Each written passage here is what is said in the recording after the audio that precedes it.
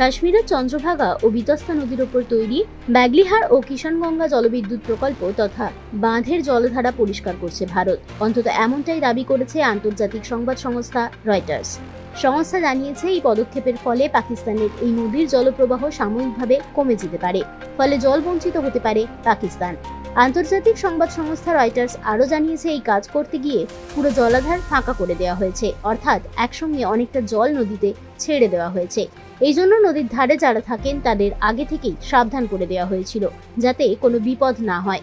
যদিও সংস্থা দাবি করেছে, সরকার ঘনিষ্ঠ একাধিক সূত্র মতে এই সিডিমেন্ট ফ্ল্যাশিং কাজটা আদতে করা হয়েছে বাঁধের জলধারণ ক্ষমতা বাড়াতে আর বিদ্যুৎ উৎপাদন আরও ভালো করার জন্য। ভারত যে জল আটকে রাখছে সেটা সাময়িক, কারণ বাগলিহার বাঁধ নির্দিষ্ট উচ্চতা পর্যন্তই জল ধরে রাখতে পারে।